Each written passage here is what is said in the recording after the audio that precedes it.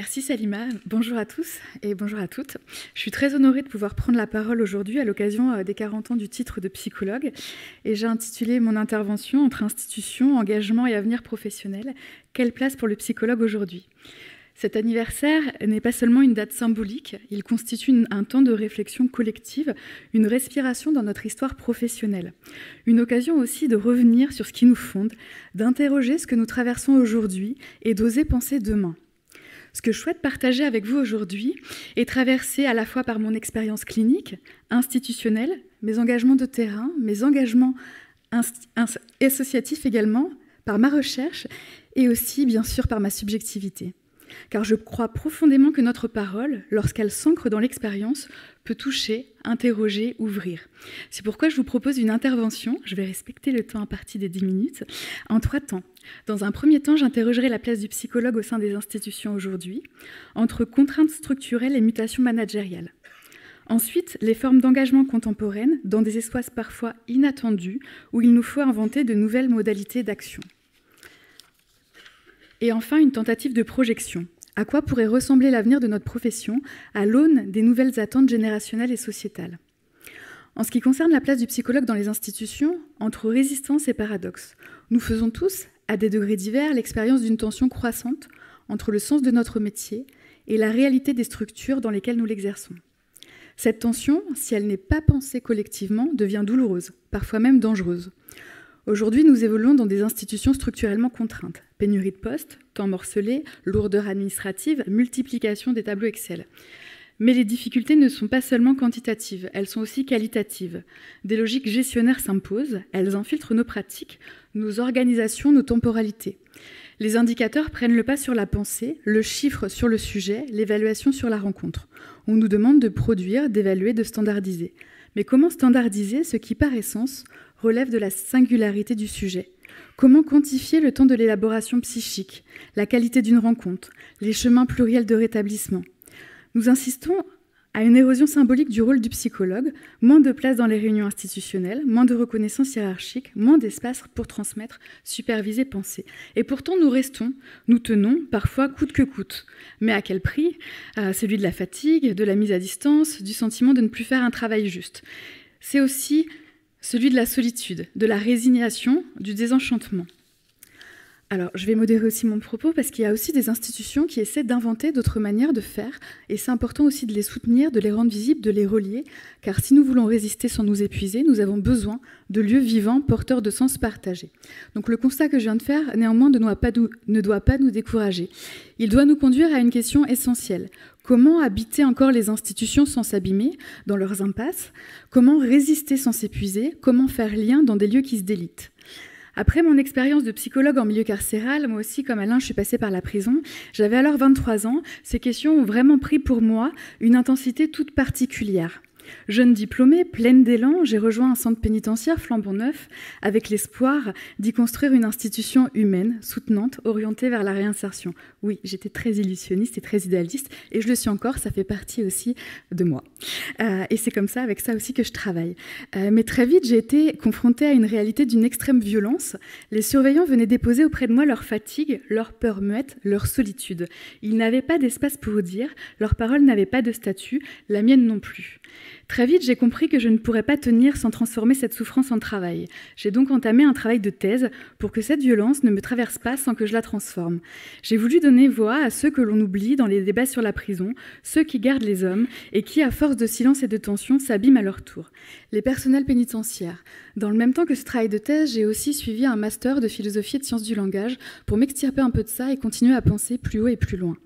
J'ai travaillé dans ce mémoire et dans cette thèse de psychologie le concept de subjectivité carcéralisée pour penser comment l'institution, par excès de contraintes et par défaut de parole, peut coloniser le psychisme. Ce parcours m'a appris une chose essentielle. Tenir en institution ne peut pas être un acte solitaire. Il nous faut du collectif, du sens partagé, des lieux de parole, de pensée et de conflits constructifs. Et ce besoin n'est pas propre au monde carcéral, il est universel dans nos métiers. À la sortie de cette expérience, j'ai créé ma première activité libérale, celle de psychologue à domicile. J'avais besoin de retrouver le contact direct, de retisser des liens humains hors des murs. J'étais seule, mais je m'étais entourée de collègues, dont une particulière que je salue aujourd'hui, Maïté, merci d'être là. À la fois, je l'ai rencontrée en milieu carcéral et aussi, on a eu une pratique de psychologue ensemble, donc pour des temps d'intervision, de supervision, parce que tenir seul, ce n'est pas tenir dans la durée. Parallèlement, j'ai poursuivi mes recherches, obtenu une bourse doctorale et un prix de thèse. Une reconnaissance importante, mais qui ne compense pas le paradoxe que tant d'entre nous connaissent, celui d'un engagement intellectuel et clinique total, souvent non rémunéré ou très faiblement. Des heures de lecture, d'écriture, d'analyse, des nuits blanches offertes à la pensée et à la clinique, dans un silence budgétaire assourdissant. Il y aurait tant à dire sur la place du doctorat en sciences humaines et sociales, sur le manque de passerelle entre la pratique clinique et la production de savoir. C'est pourtant là que se tisse une part essentielle de l'avenir de notre profession. Je voulais aussi dire, parce que ça j'en parle jamais, mais je trouvais que là, comme on m'avait donné ce temps libre de 10 minutes, je voulais aussi faire le parallèle, parce que parallèlement à tout ça, je suis devenue mère 2 fois. Et j'ai eu la chance, en même temps on a beaucoup travaillé pour ça avec mon mari, de pouvoir rester auprès de mes filles leur première année de vie, en aménagement de notre activité professionnelle et la mienne de recherche, avec le soutien de nos proches. Ce fut un temps de recentrage, de maturation, un lien profond à mes enfants, à moi-même, à ma pensée, à notre place dans la société, et j'aime à dire qu'on a construit aussi notre avenir.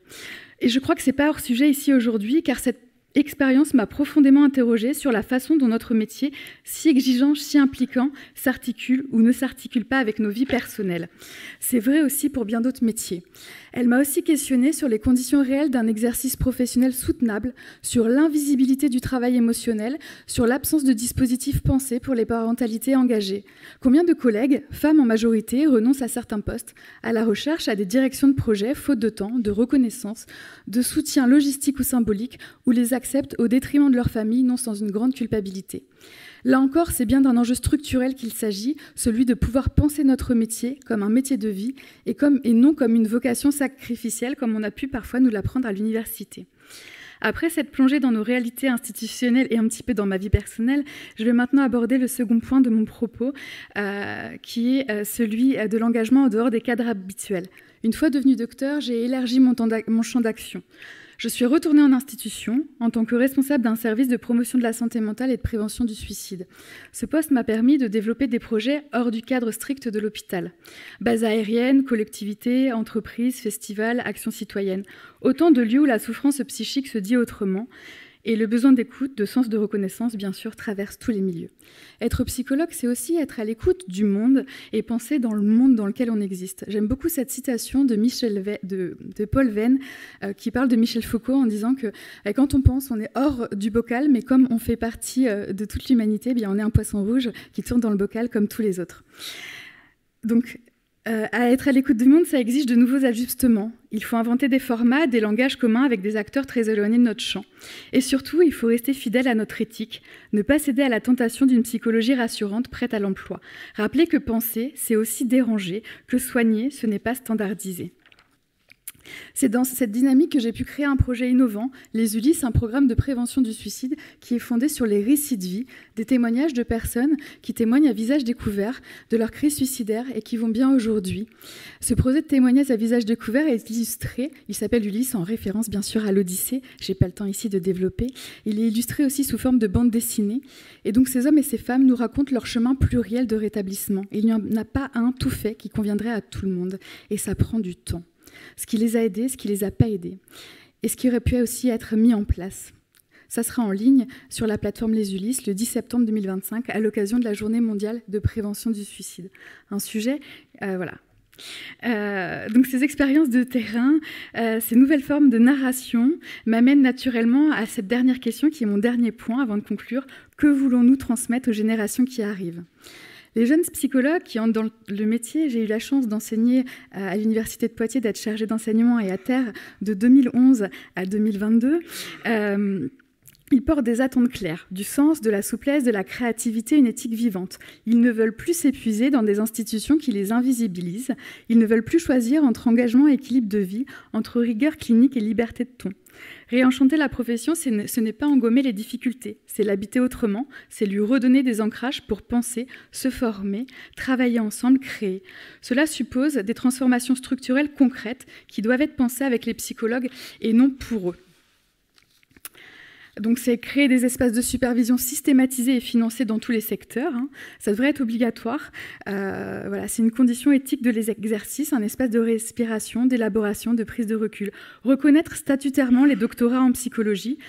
Aujourd'hui, nombre de psychologues titulaires d'un doctorat ne voient aucune traduction statutaire de leur expertise dans la fonction publique, hospitalière ou territoriale. Ce non-sens affaiblit notre capacité collective à articuler et à penser. Enfin, soutenir les innovations hors les murs, car de nombreux psychologues développent aujourd'hui des actions innovantes. Comme je vois que le temps imparti arrive à la fin, je vais passer directement à la conclusion. Bien entendu, on ne peut pas penser l'avenir de la profession sans penser aussi aux liens que nous tissons avec les acteurs du soin, médecins, infirmiers, éducateurs, assistants sociaux, paramédicaux. C'est ensemble que nous pouvons transformer nos institutions.